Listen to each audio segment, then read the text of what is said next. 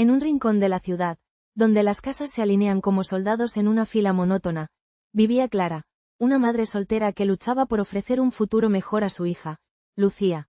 En su pequeño hogar, el aprendizaje era un faro de esperanza, y las clases de tutoría en casa se habían convertido en el salvavidas que necesitaban.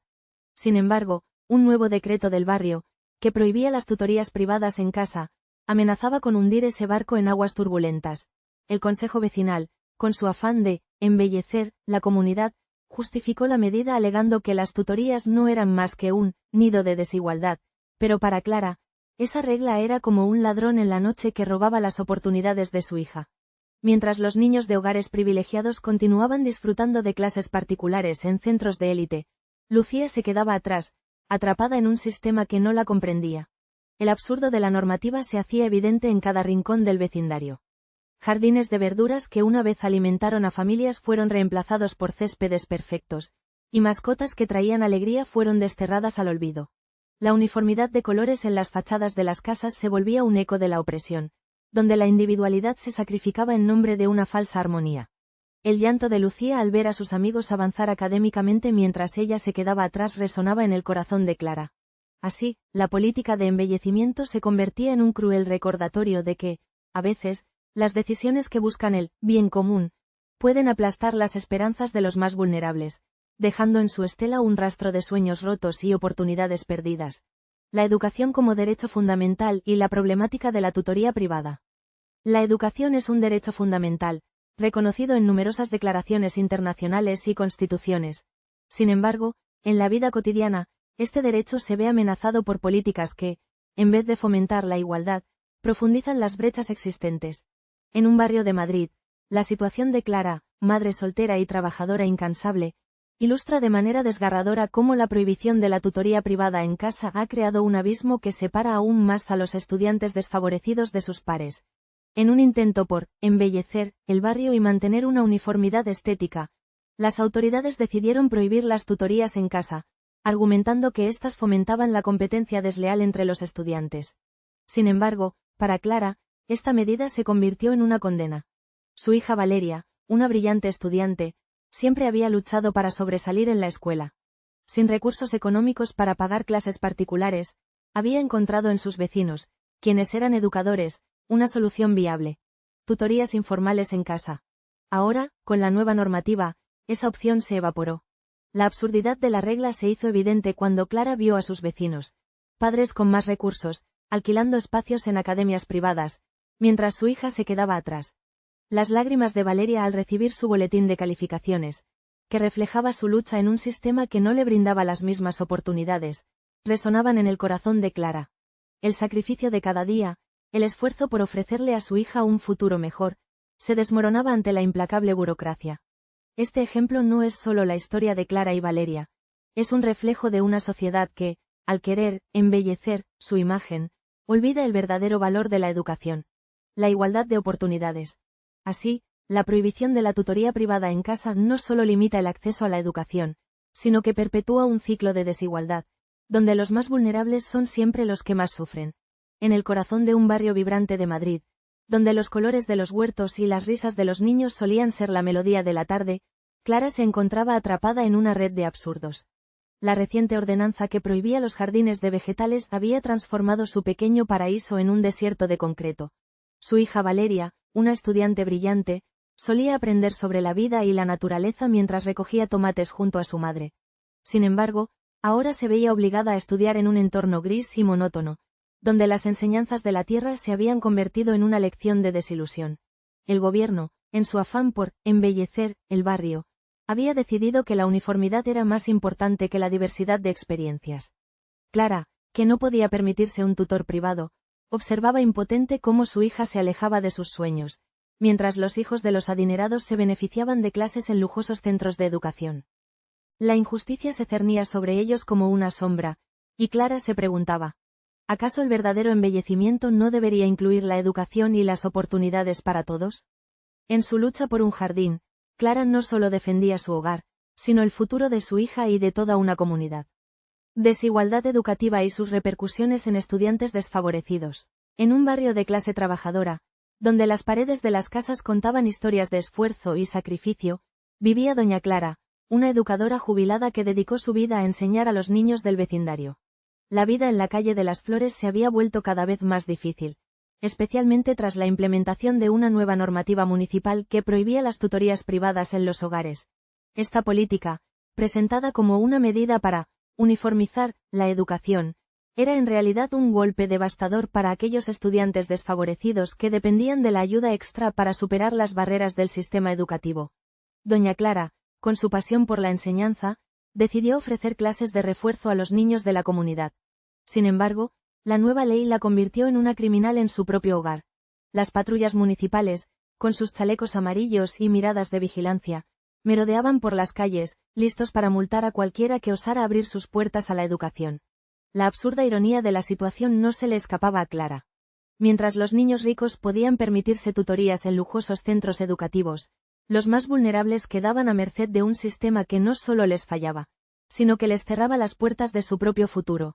El impacto de esta política fue inmediato. Muchos niños, que antes mostraban brillos de interés en el aprendizaje, empezaron a decaer en sus estudios. Las familias, agobiadas por la incertidumbre económica, se veían obligadas a elegir entre pagar por clases particulares en el centro o dejar que sus hijos se estancaran. ¿Por qué un niño de mi barrio no podría soñar con ser médico o ingeniero?, se preguntaba Clara, mientras veía cómo sus alumnos perdían la chispa en sus ojos. La tristeza se transformó en rabia cuando un grupo de madres, lideradas por Clara, organizó una protesta pacífica frente al ayuntamiento. La educación no debería ser un privilegio de unos pocos, gritaban, levantando carteles que decían, educación para todos. Pero las voces de quienes luchaban por un cambio eran ahogadas por el ruido de las máquinas que embellecían la ciudad. Una belleza que no incluía a los corazones rotos de aquellos que solo deseaban aprender. La historia de doña Clara y su lucha contra esta absurda normativa se convirtió en un símbolo de resistencia en el barrio. Mientras las casas continuaban pintadas de colores uniformes, un grupo de niños decidió, en un acto de rebeldía, pintar un mural en la pared de la escuela con la frase: «La educación es un derecho, no un lujo». Con este gesto, recordaron a todos que la desigualdad educativa no solo se trataba de cifras y estadísticas, sino de sueños, esperanzas y el futuro de una generación. Así, en medio de un sistema que pretendía silenciarlos, las voces de los desfavorecidos comenzaron a resonar más fuerte que nunca. En un rincón de Madrid, donde las calles solían vibrar con el bullicio de los niños jugando, Clara miraba con desconsuelo cómo su hija Valeria se sumía en un mar de frustración. La nueva normativa que prohibía las clases particulares en casa, presentada como un esfuerzo por embellecer el barrio, resultó ser un disfraz para una realidad cruel. Solo los privilegiados continuaban accediendo a la educación de calidad. Mientras los niños de familias adineradas se deslizaban en coches de lujo hacia academias exclusivas, Valeria se enfrentaba a un sistema que la relegaba a la invisibilidad.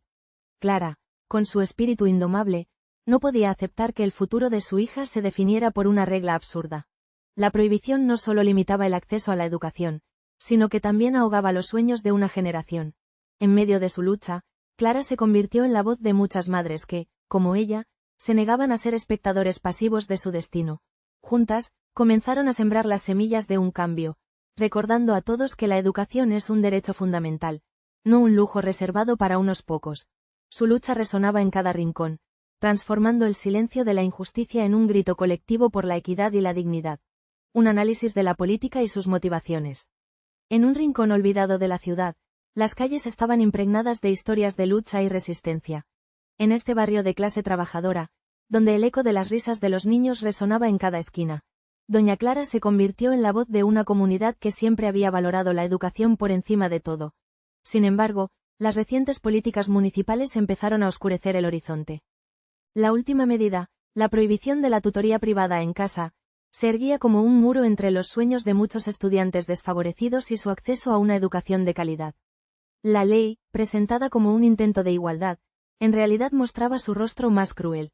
Mientras que las familias adineradas podían permitirse costosos centros educativos y clases particulares, aquellos que habitaban las humildes viviendas del barrio eran condenados a una educación pública que, cada vez más, se alejaba de sus necesidades. La absurda normativa no solo restringía la posibilidad de aprender en un ambiente familiar y cómodo, sino que también despojaba a los niños de la oportunidad de recibir atención personalizada, fundamental en su desarrollo académico. En este contexto, conocimos a Miguelito, un niño de 10 años con un talento innato para las matemáticas.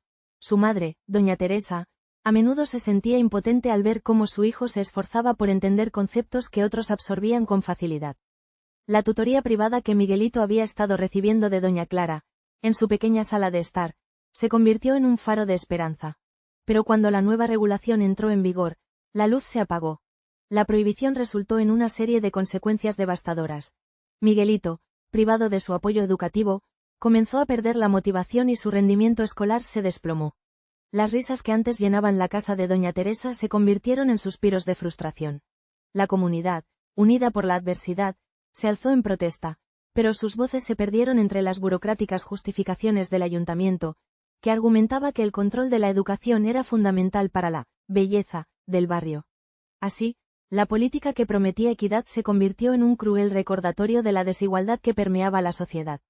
La situación de Miguelito es un reflejo de la lucha de muchos, mostrando que las decisiones tomadas desde un escritorio, sin conocer la realidad de quienes viven en el terreno, pueden tener repercusiones devastadoras. En esta historia de injusticia, la educación, que debería ser un derecho fundamental, se transformó en un privilegio inalcanzable, dejando a los más vulnerables atrapados en un ciclo de desesperanza. En un rincón de Madrid, donde los sueños se entrelazan con la realidad, Clara observa cómo la vida de su hija Valeria se desmorona lentamente. La normativa que prohíbe las tutorías privadas en casa, presentada como un intento de embellecer el barrio, se convierte en una cruel broma para quienes, como ella, luchan por un futuro mejor. Mientras los niños de familias adineradas asisten a clases en centros lujosos, Valeria se sienta sola en un rincón de su habitación, sus libros acumulándose sin el apoyo que necesita. Clara, con el corazón hecho trizas, se convierte en la voz de una comunidad silenciada. La absurda decisión de las autoridades no solo despoja a su hija de oportunidades educativas, sino que también pone en jaque la esperanza de muchos otros niños que merecen brillar. A medida que las flores de sus sueños marchitan, Clara y sus vecinas se levantan, decididas a desafiar un sistema que ignora su derecho a soñar. En esta lucha, la verdadera belleza del barrio no reside en su estética, sino en la dignidad y el derecho a una educación justa, que no debería ser una cuestión de clase, sino de humanidad. La historia de Ana, una madre luchadora y su hijo Miguel. Ana siempre había sido una madre luchadora. Su vida giraba en torno a Miguel, su hijo de 10 años, quien soñaba con ser médico. Sin embargo, el sueño de Miguel se veía amenazado por un nuevo decreto del ayuntamiento. La prohibición de las tutorías privadas en casa. Para Ana, esta medida era un golpe devastador, un absurdo que simbolizaba la desconexión del gobierno con la realidad de su barrio, un lugar donde las oportunidades eran escasas y la educación pública no siempre ofrecía la calidad que los niños merecían. Vivían en un pequeño apartamento en un edificio desgastado, donde las paredes estaban adornadas con dibujos de Miguel. Ana había estado utilizando sus escasos ingresos de limpieza para pagar clases particulares a Miguel después de la escuela. Era su manera de asegurarse de que, a pesar de las carencias, su hijo pudiera avanzar en sus estudios. Pero ahora, con la prohibición de las tutorías, se encontraba atrapada entre un sistema educativo que no brindaba apoyo y un hijo ansioso por aprender. La absurdidad de la ley la enfurecía. ¿Cómo podía el ayuntamiento, que nunca había puesto un pie en su barrio, decidir qué era lo mejor para su hijo? Ana se imaginaba a los burócratas en sus oficinas, tomando decisiones desde la comodidad de sus escritorios, sin entender que para familias como la suya, cada euro contaba. La prohibición no solo limitaba el acceso a la educación, también era un claro recordatorio de que su voz no importaba.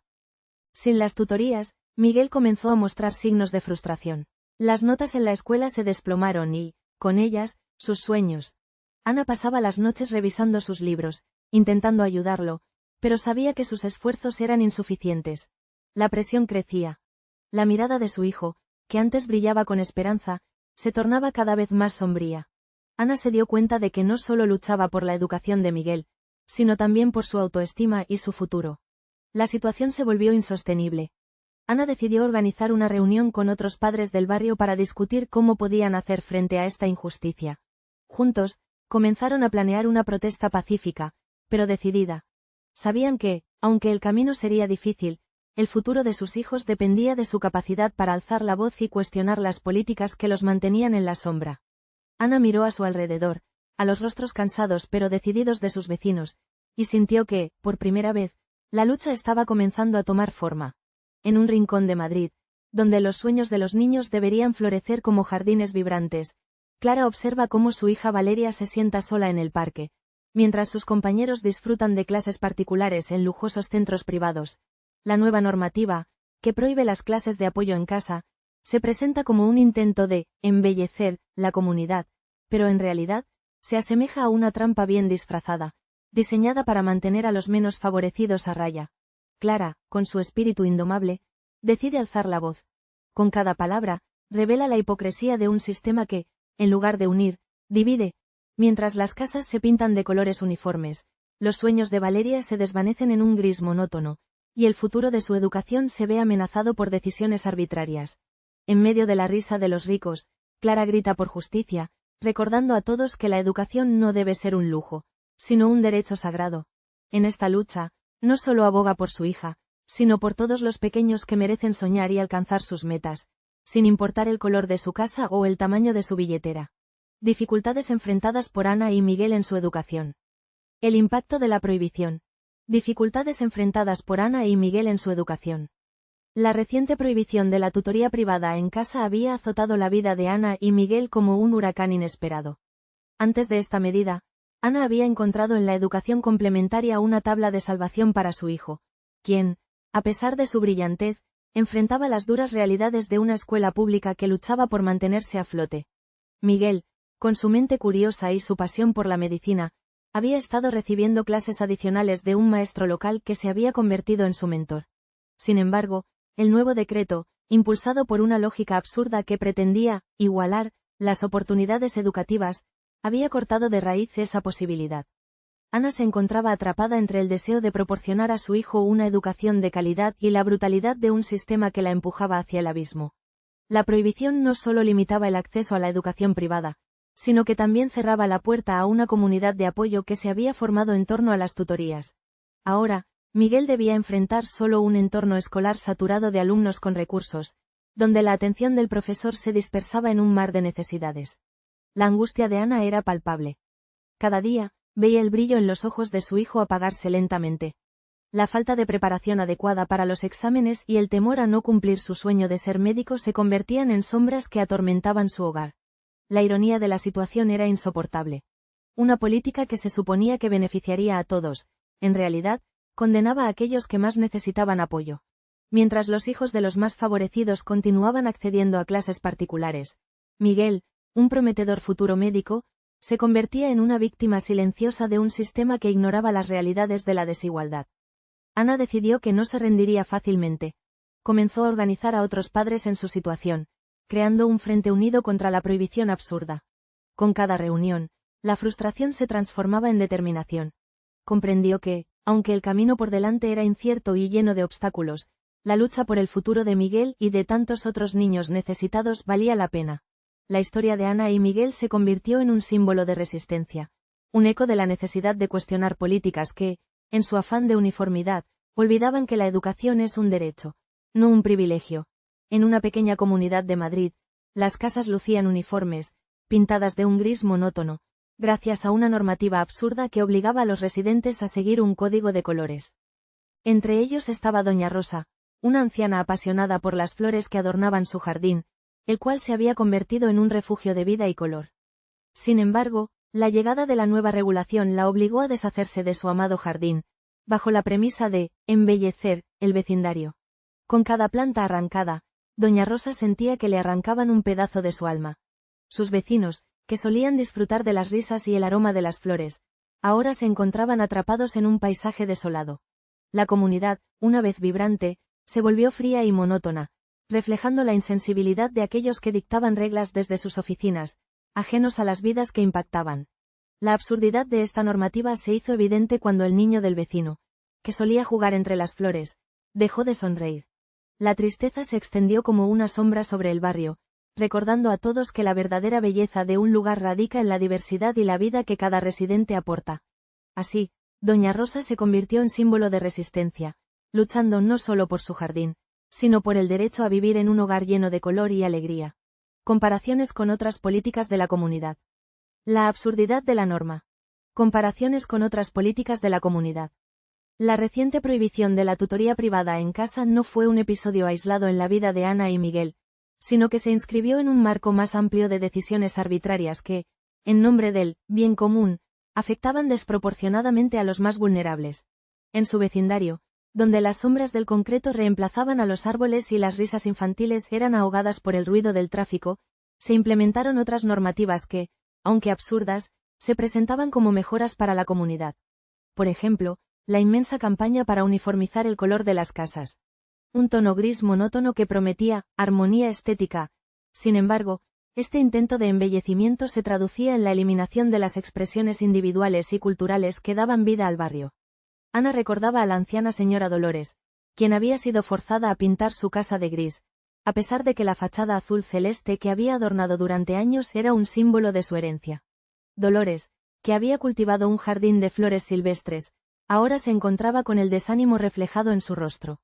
La falta de personalidad en el vecindario no solo despojaba a sus habitantes de su identidad, sino que también empujaba a los niños a buscar distracciones peligrosas en las calles. Y así, mientras Ana y Miguel luchaban por acceder a una educación digna, se daban cuenta de que la prohibición de la tutoría en casa era solo una pieza más de un rompecabezas de políticas que sacrificaban la diversidad y el potencial de la comunidad en nombre de una estética vacía. La absurdidad de estas normas se hacía evidente. En lugar de fomentar un ambiente de aprendizaje y creatividad, se levantaban muros que aislaban a los más necesitados, condenándolos a un ciclo de desigualdad. En un rincón de Madrid, donde las casas se alinean como soldados en formación, la política de embellecimiento ha impuesto un color uniforme que ahoga la individualidad. Rosa, una madre de 3 hijos, ha luchado durante años por cultivar un pequeño jardín en su patio trasero, un refugio de color y vida en una comunidad gris. Pero la nueva normativa le ha robado este espacio sagrado. Los vegetales que alimentaban a su familia y los girasoles que alegraban los corazones de sus niños han sido condenados como un atentado contra la estética del barrio, mientras los hijos de los vecinos ricos juegan en sus jardines de diseño. Rosa observa cómo sus hijos se sientan en el suelo, en un parque que no ofrece más que un par de columpios desvencijados. La absurdidad de esta regla no solo ha despojado a su hogar de su esencia, sino que también ha exacerbado la desigualdad, dejando a las familias como ella en la sombra. En su lucha por un poco de verdor, Rosa se convierte en la voz de un barrio que anhela recuperar su identidad, recordando a todos que la belleza auténtica no se impone, sino que se cultiva con amor y diversidad. Cómo la falta de acceso a la educación afecta a toda la comunidad. La prohibición de la tutoría privada en casa, aunque presentada como una medida para garantizar la equidad educativa, ha desencadenado una serie de consecuencias a largo plazo que impactan profundamente a toda la comunidad. En la pequeña localidad de Villa Esperanza, donde los recursos son escasos y las oportunidades aún más, esta norma se ha vuelto un símbolo de la absurda burocracia que ignora las necesidades reales de sus habitantes. Ana, madre soltera de 2 hijos, siempre había sido una defensora de la educación como vía de escape de la pobreza. Sin embargo, tras la implementación de esta nueva política, se vio obligada a despedir a la tutora que solía ayudar a sus hijos con las materias más difíciles. No puedo permitirme pagar clases particulares en un centro de tutoría, se lamentaba Ana, mientras miraba a sus hijos, quienes, sin el apoyo necesario, cada vez se sentían más desmotivados y rezagados en la escuela. Los resultados no tardaron en llegar. Las calificaciones de los niños comenzaron a caer, y su autoestima se deterioró. Pero lo más alarmante fue el efecto dominó que esto provocó en la comunidad. La falta de acceso a una educación adecuada no solo afectó a Ana y sus hijos. Otros padres, que en situaciones similares se encontraban, se vieron atrapados en un ciclo de frustración. La comunidad, que alguna vez se unía para organizar actividades extracurriculares, se fragmentó. Las reuniones de apoyo mutuo se convirtieron en encuentros de quejas y desesperanza, donde la risa y la creatividad se desvanecieron. Además, la prohibición de la tutoría privada ha tenido un impacto directo en el mercado laboral local. Las empresas, al no encontrar jóvenes bien preparados, han comenzado a trasladarse a otras áreas, dejando a Villa Esperanza sumida en el desempleo y la desilusión. La visión de un futuro brillante se ha desdibujado, y lo que antes era un lugar vibrante y lleno de vida se ha transformado en un espacio gris, donde la falta de oportunidades educativas ha llevado a un estancamiento general. Así, la absurda norma que pretendía ser un paso hacia la equidad ha resultado ser un retroceso. En lugar de unir a la comunidad, ha creado divisiones irreparables, dejando a las familias más vulnerables en un estado de desesperanza. La educación, que debería ser un derecho y un recurso accesible, se ha convertido en una lucha diaria para aquellos que más lo necesitan. En Villa Esperanza, la falta de acceso a la educación no solo afecta a los individuos, señala el deterioro de toda una comunidad que, sin oportunidades, se ve condenada a un futuro incierto.